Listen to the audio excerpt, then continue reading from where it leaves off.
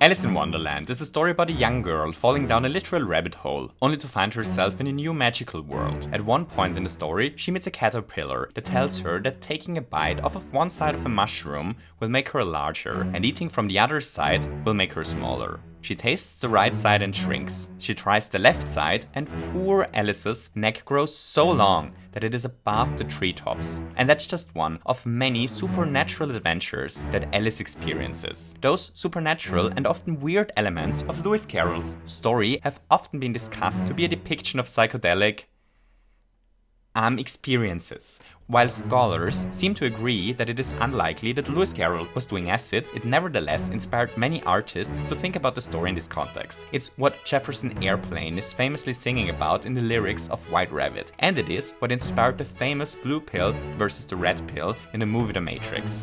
So, hi everyone, my name is Ceave. It's been a while, and I never thought that I'd open a trailer analysis video for a 2D Mario game with those words. So why are we discussing Alice in Wonderland and psychedelic substances today? Well, because apparently Nintendo decided to take the red pill. In this video we are going to completely overanalyze the first trailer for Super Mario Bros. Wonder, Mario's next 2D adventure game. We will discuss what the fuzzy is going on with the Alice in Wonderland and the hallucination theme. We'll take a look at the physics changes, speculate about how the game is exactly going to play out, and much more. Also, at the end of this video, we'll have a chat about my own mysterious descent into a rabbit hole and the state of this channel. There is a timestamp in the description if you want to jump there first. Alright, so let's take a close look at our first look at the most drastic change to the 2D Mario formula in a long time. Are you ready? Let's do this!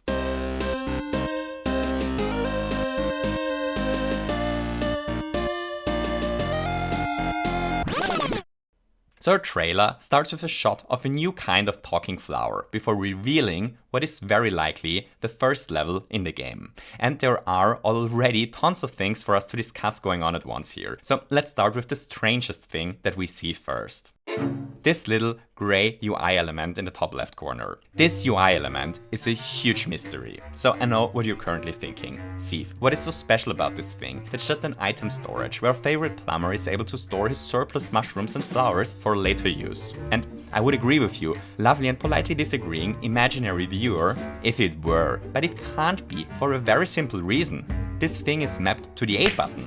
The A button is the jumping button in Mario games since the beginning of the universe. It's even weirder because later in the trailer we see Mario transformed into a dangerous spiked ball, and there the A is deactivated. But that's still not all. Even later there is a shot of Mario and Peach jumping off a cliff and pulling out their oversized heads to float. In this scene, this UI element is disabled entirely. So I know what you're thinking, and I agree. That's one single lonely fuzzy for Peach here. Seriously, why isn't she floating with her umbrella? But second, and more importantly, before the two actually jump down, there is this checkpoint-like flower thingy that depicts the head parachute, and it is the same size as the mysterious UI element from before. So what's going on with this gray circle? Well, here's my theory.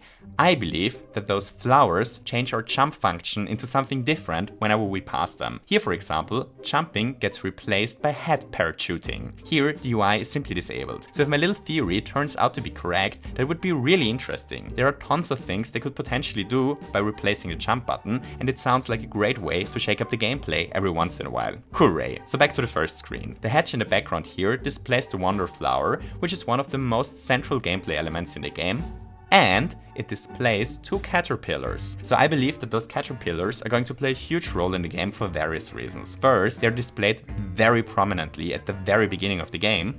Second, Luigi carries one of them on his back on the official thumbnail of the trailer. And third, we can see our boy himself carry a caterpillar later on in the trailer as well. What are the caterpillars going to do, I hear you ask? I have absolutely no idea.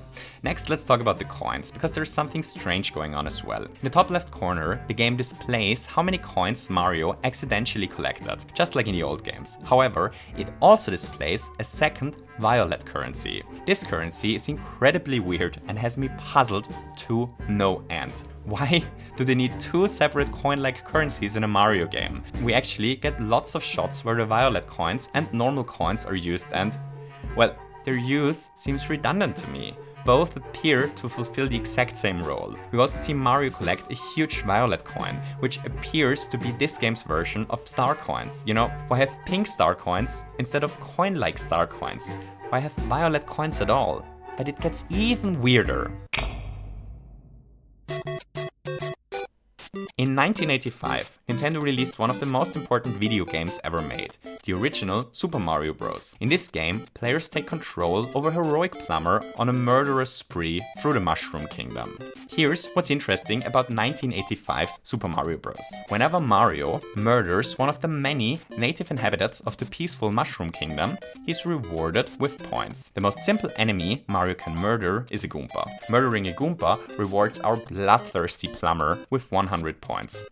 And that's interesting. Just think about this for a second. Goombas are the most basic enemies in all of Mario. Why do they reward 100 points? Why don't they give us something more reasonable, like 1 or maybe 5 points as a reward? 100 is a really big number for the most basic enemy. And the answer? Well, it's because big numbers are a lot more fun. It's a weird psychological effect. We happy humans with our mushroom-shaped brains just feel happier in our miserable lives if stomping a Goomba is worth 100 points than we would feel if it only were worth something like disgusting 5 points. Pinball machines build an entire industry around the idea of escalating numbers for no other reason than it's fun. Hooray! So why are we chatting about the psychological fact that bigger numbers are more fun than small ones in a 2D Mario trailer analysis video? Well, here's where this gets really interesting. If big numbers are often used in game design to make things more fun, then the same is logically true in the other direction. Small numbers make things less fun and feel less important, which brings us back to the pink coins. If we carefully watch the trailer, then we can see that collecting those small pink flower petals doesn't grant Mario 1 flower petal. It just grants him a 1/10 of it. Collecting those only rewards a fraction of a full pink coin, which is really weird, you know? They deliberately go out of the way to make those things feel not worthwhile and not important. Using a fractional number doesn't happen by accident, and there isn't a real benefit tied to it. I'm pretty sure that's a deliberate decision made by Nintendo to make those things feel less valuable. Which brings us to the multi-million.free pink flower coin question. Why would they want to do that?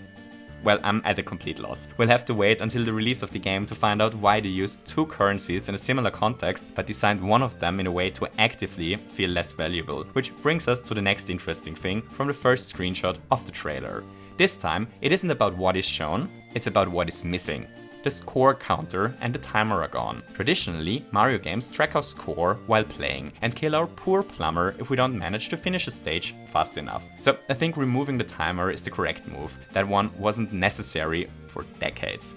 The score being gone, however, I don't know. It's nothing major, but it's a bit of a silly tradition that, you know, allows for weird challenges and fun little things without any drawbacks at all. It's no deal breaker, but I'm a bit sad to see the score gone.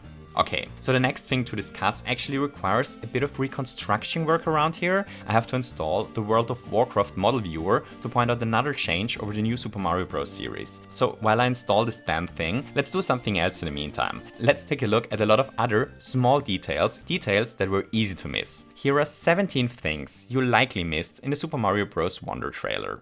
In some stages, it is very likely possible to swap between the foreground and the background area by using pipes. We can see a very likely playable background area in this screenshot in the background, and once more in another level, here when Daisy pushes the pipe. In the background of the first stage, there is the second level already visible in the background. We can assume that this is the second stage because we get a good shot of the world map later on and it fits perfectly. So this made me curious if there are other potential stages visible in the background somewhere, and would you believe it? In this screenshot, we get a pretty good view of one of Bowser's castles, which has a weird vibe to it. It looks a bit magical and a bit oriental, and it fits stylistically with how the Not a Toad House Toad houses at the end of the stages are designed. It's likely that the game's levels are structured in thematically cohesive worlds like in New Super Mario Bros. U and not in random order like in 3D World. What I mean is that it is likely that, say, World 1 features only grass levels and World 2 only desert stages and so on. You know, the worlds are likely all thematically cohesive, not random like in 3D World, where a desert stage could be right next to a grass-themed one. The reason I believe this is that one world map only shows grassland-themed levels, while the other one shows either ice or cloud-themed ones. Speaking of this screenshot, there is this Wonder Seed sign here that makes me believe that some stages will only be unlockable after we grab a certain amount of Wonder Seeds, which brings us to the Wonder Seeds.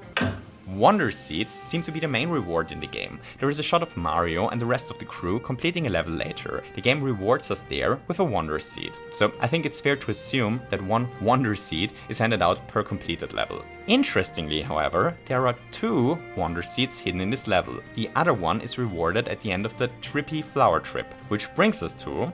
Apparently, eating a Trippy Trip flower starts those weird, almost psychedelic changes in the level design. The music change in the trailer and the hectic vignette effect that appears after touching a Trippy Trip flower has me believe that those sections might be timed. My guess is that each Trippy challenge has to be completed in a certain amount of time to be rewarded the second Wonder Seed. Let's quickly talk about this screenshot again. All 4 Mushroom Kingdom inhabitants manage to hit the very top of the flagpole here. The game acknowledges this by showing this little flag-shaped symbol next to the wonderful text. Because of this, I believe that the game is actually tracking if we hit the top of a flagpole or just the pole, which would be a first for a 2D Mario game if I'm not completely mistaken. This screenshot here is interesting for another reason as well. Here Mario is suspiciously absent. Instead, the 4 players play as Yoshis. This pretty much confirms that Yoshi is a playable character. At another point in the trailer, we also see Mario ride Yoshi as a gameplay gimmick. So, ladies and gentlemen, this has huge ramifications, because if I'm not mistaken, then this means that this might be the game. This finally might be the game that allows us to ride Yoshi as a Yoshi. The checkpoint system seems to be the exact same as in the New Super Mario Bros. Series, which is fine. It's basically a flawless system. They seem to have overhauled the co-op system. In the new Super Mario Bros. Series, each player had her own life pool. Here, all players seem to share the same lives. Additionally, there seems to be kind of a leading player system in place. One player always has this arrow thingy on top of her. Baby Bowser seems to be in this game. If I'm not completely mistaken, then this is the young prince and the heir to the Koopa throne himself. Also, this boss fight apparently plays around with flipping hour and the boss sizes periodically, which fits the weird Alice in Wonderland theme and sounds like an amazing gimmick. In this scene, we get a pretty good overview of parts of the world map. In the background here are 2 additional stages that are a bit hard to see. But if we sprinkle a bit of magical video editing fairy dust over them, however, they suddenly become visible. It's a stage that looks like it takes place on trees, and it is a stage that seems to feature question blocks and those weird orange flower thingies that we already saw earlier and that I believe to replace our jump action in some way when we touch them. When entering the pipe, Mario first loses his precious hat and grabs it from inside the pipe, which is a neat little touch. The animations in general seem to have gotten a huge upgrade. In the new Super Mario Bros. Games, for example, Mario just flashes to his new animation whenever he devours a delicious power-up. In Mario Wonder, however, the transformation is now fully animated and looks great. It looks even better when everyone's second favorite plumber transforms into an elephant. Just take a look at these animations frame by frame. It looks really cool in my opinion. Much better than in the old games. The internet is probably going to collectively completely lose its mind the day Peach Elephant is shown for the first time. That's no trailer fact, but I thought it was relevant anyway. I wonder when we're going to see Yoshi Fund for the first time. In this autumn-themed screen, a small Mario block suddenly pops up when our plumber gets near it. I honestly have no idea what this thing is for, but it certainly is a thing that is going to do a thing. These flowers appear to be a central gameplay element, and they appear in 2 different variations. One version is pink and yellow. This one seems to spawn in coins. The other version is the blue one. I believe the blue flower is the one that spawns in the pipes in this shot, and my guess is that those flowers change the level layout whenever we touch them. Hooray! So here we have it. 17 little details of the trailer that were easy to miss. So is the World of Warcraft model viewer installed and ready for action? Excellent! This is Wowhead's model viewer for World of Warcraft models. It's a cool little online tool that allows us to take a look at all the different models that appear in World of Warcraft. We're currently looking at my best Mario to World of Warcraft character translation up to date. So why the wiggler are we viewing Mario in the WoW model head viewer? Well, because it is the easiest tool I know about to make a certain point about perspective. When we're playing a 2D Mario game, we usually view Mario from the side, which, you know, kind of makes sense. In the new Super Mario Bros. Series, we watch the action from the side, and therefore we can only see one side of Mario. It's the logical way to look at the action. So as most of you, lovely and observant viewers, probably already deduced, this is not how we view Mario in Super Mario Bros. Wonder. In Wonder, Mario is orientated like this. Yep, Mario isn't looking to the side, but towards us. The best way to visualize how massive the difference in perspective is probably by taking a look at Mario's eyes. In the old games, we always can only see one of Mario's two eyes, which is logical. Only one eye is visible when looking at someone straight from the side. In Wonder, however, both of Mario's eyes are visible to us all the time. It's completely illogical, but it gives us a better view over his model and makes him more expressive. Funnily enough, Mario Wonder isn't the first Mario game to use this unusual perspective. The first game to do this was Super Mario Bros. 2, the third 2D Mario game. I honestly love that they're doing this. In my opinion, it makes the models really much more expressive. Speaking of Mario's model, the Mario that we see in the trailer is a very different Mario to the Mario we're used to. He looks much more like his 90s model. Check this out. This here are screenshots of the Super Mario 64 manual, released in 1969. Maybe I'm crazy, but to me, Mario looks stunningly similar in those screenshots to Mario in Mario Wonder. So yeah, I guess taking a break from all the platforming and focusing on sports for a while did wonders to Mario's health. He looks so much younger now, just like he did in the 90s. Moving on, what about Mario's controls and the physics in Super Mario Wonder? How is Mario going to control in comparison to the new Super Mario Bros. Series? And the answer? Holy fuzzy, is that complicated to answer. They certainly changed certain aspects of Mario's moveset, but it also appears as if Mario controls very similar to how he does in the new Super Mario Bros. Series. In this shot, for example, Mario jumps off of two Goombas in a row. In the new Super Mario Bros. Series, this would have been a triple jump that would have resulted in Mario doing his somersault thingy. In Mario Wonder, however, Mario just bounces off. That's a clear difference to how Mario used to play. But there are also similarities. Here, for example, Mario jumps off of a Goomba at max height, which results in him jumping for 6 blocks. This is the identical height he jumped in the old series. It also seems as if he raises and falls down at a similar speed, though I found no way to certainly tell this. I actually tried to ninja video edit 2 scenes of Mario jumping together to figure out if the physics are the same, but that doesn't really tell us much either. Apart from being insanely ugly, it looks as if the two Marios behave the same in the air. Maybe new Mario's jump height is 1 block lower than old Mario's, but this isn't just precise enough to confirm anything. From what I've seen so far, and from the little testing that I did, my best guess is that Mario is going to control very similar to the new Super Mario Bros. Series, but that they made a couple of small adjustments to the physics, which would be fine for me. Finally, it is time to talk about the elephant in the room. No, not this one, though you are a great Mario fan. I'm talking about the substance abuse theme that appears to be freaking going on with this new 2D Mario game. So first, the game appears to be heavily inspired by Alice in Wonderland, out of all things. The talking flowers, the mechanic of growing and shrinking, the caterpillars, the weird hallucinative gameplay, Mario's body stretching, and most importantly, the name Super Mario Bros. Wonder all seem to hint towards Nintendo actually being inspired by Lewis Carroll's 1865's story Alice in Wonderland. Which is really interesting, you know? I always wondered if certain mechanics of the original Mario Bros. Actually were inspired by Alice in Wonderland, like eating a mushroom to grow in size, shrinking when being weak. There always have been low-key parallels between the two games, but Alice in Wonderland is, at least to the best of my knowledge, a very Western thing, while Mario is a very Japanese thing, so I always assumed the similarities happened by accident. With Super Mario Wonder, I highly doubt that the similarities are by accident, which is really interesting on its own. But what is even more interesting is that Nintendo doesn't seem to give a flipping fishbone about hiding all the trippy elements in the game. This here is a Janus Brachmansia. better known as an angel's trumpet, a tropical flower native to South America. The flower is best known for being highly poisonous when eating. So what happens to a poor person that happens to eat an angel's trumpet? Well, the person is about to experience a fun mix of changes to perception, including confusion, delirium, wandering thoughts and ideas, and most importantly, auditory and visual hallucinations. In worst case, it can even lead to death. So what do psychedelic hallucinations that may appear after devouring a highly dangerous angel's trumpet and Super Mario Wonder have in common, you might ask? Well, take a close look at the speaking flowers in Super Mario Wonder. They are clearly modeled after angel's trumpets.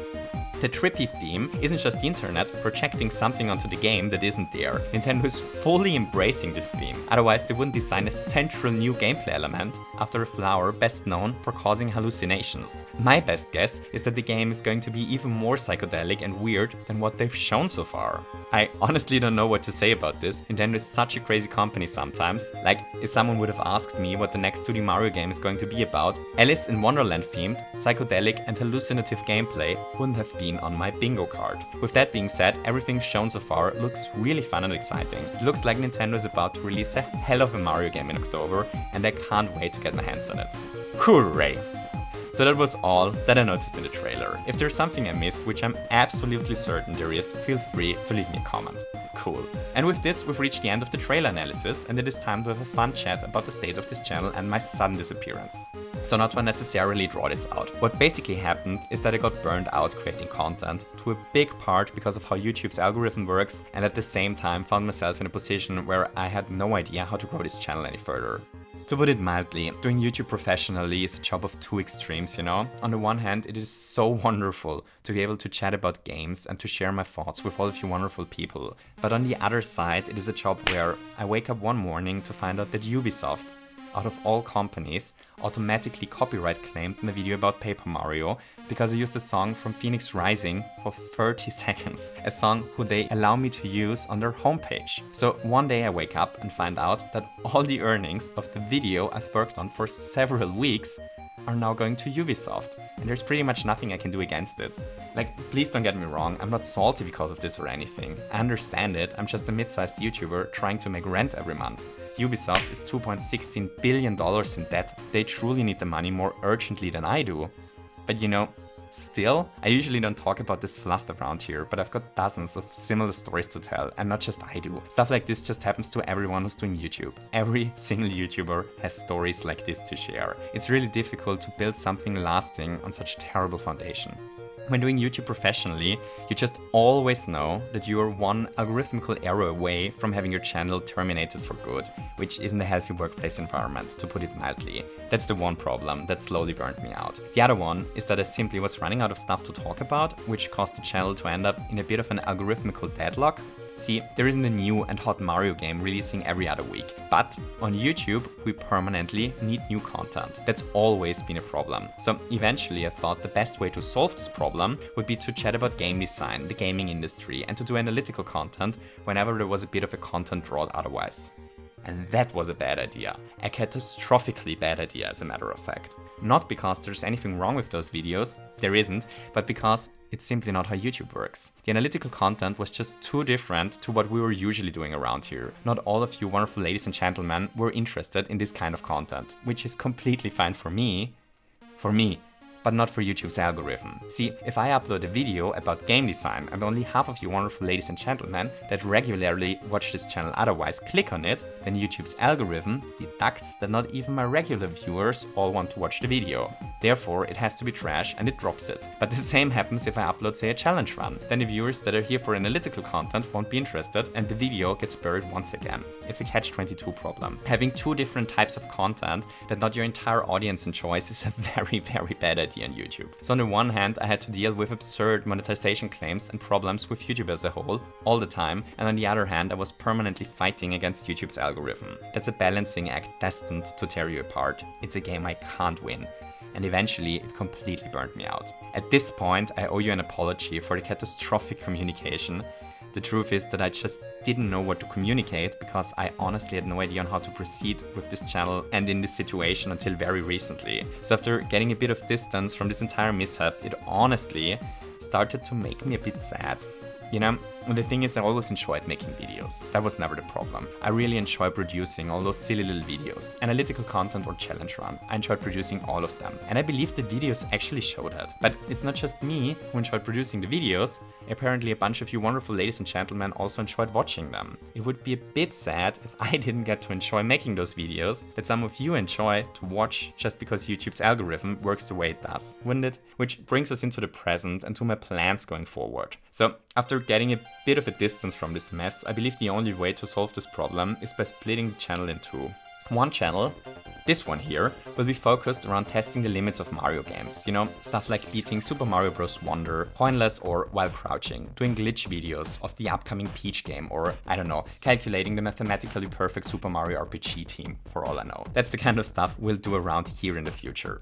However, if there is nothing relevant for us to discuss, I won't try to force it. Instead, I'll be doing analytical content that focuses on interesting video games and the industry as a whole on the second channel. This channel is Ceave Perspective, and I've actually been working on it already for over a month. The Perspective channel focuses on discussing a single game per video and then branches out into tons of different topics, starting from one specific game. The channel is a bit more mature than what we do around here though. Don't expect full-grown adult levels of maturity, and it will cover all different kinds of interesting video games, mainly important current releases, indies and classics. As a matter of fact, I already did a video over there. It's a retrospective of Capcom's Resident Evil 4 remake, and it is over an hour long. So if that sounds like something you'd enjoy, up you go. The next video there is going to be a big critique of Tears of the Kingdom, which I've already written and which should be ready in about 2 weeks. Hooray! Also, the channel is currently branded as Stefan Perspective, because until very recently I wasn't sure how to exactly handle the situation, but I'll take care of that over the next couple of days. The Nintendo Direct just took me a bit by surprise. Okay, so if you enjoy my more analytical content, then there's an hour of Resident Evil waiting for you, and over an hour of Tears of the Kingdom in the pipeline. If you enjoy me testing the limits of Mario games, then you can look forward to us having a lot of fun with Super Mario Bros. Wonder once it releases. And if you enjoy both types of content, well, merry Ceave-mess, I guess. So with all of this being said, I hope you enjoyed this little video. If you did, don't forget to leave me a thumbs up, and maybe you feel especially trippy today and want to hit the subscribe button as well. I hope that all of you have a wonderful day and to see you soon. Goodbye!